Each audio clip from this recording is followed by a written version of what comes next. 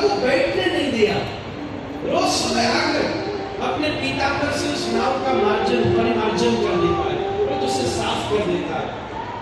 और विश्वनाथ की तरह बैठा बैठा उसका अभिषेचन करता है। ये मेरे राम बैठ, ये नाव नहीं है, ये मेरे राम के पुनरागमन की सूचना है। वो फिर आएंगे, वो फिर मुझ पर कृपा करेंगे।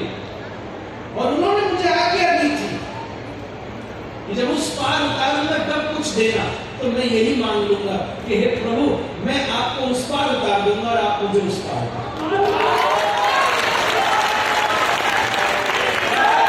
आप भी केवट हो, अपन भी केवट है, दोनों केवट ही हैं। बस यही तो अंतर है। मैं जरा सा छोटी नदी का केवट हूं, आप जरा भव सागर का केवट हो। ये तमाम प्रवचन के काम से मजा में हम आपने अपने हिसाब में ये लिखा था कि जो मेरे लिए जैसा करता है मैं उसके लिए वैसा करता हूं, तो अपने स्वभाव को नहीं भूल जाना। आप मुझे यहाँ से पार, मैं आपको यहाँ से पार करूंगा, आप मुझको वहां से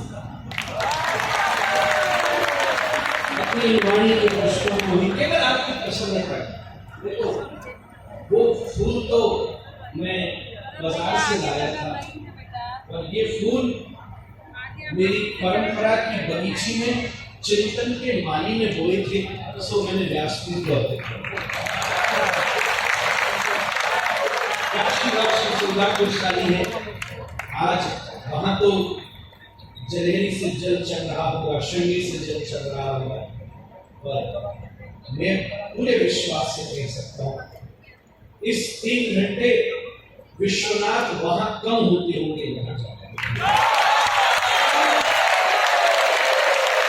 जैसे श्री राजन जी मेरे भ्राता श्री, आप बड़ी सहजता से भ्राता कह दिया।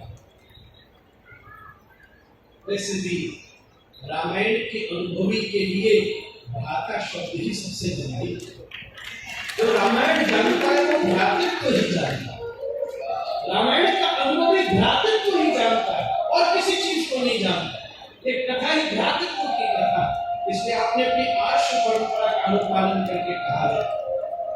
अब अगर आप राम हैं तो मैं भरत बनने का प्रयास करूंगा, अगर मैं राम हूं तो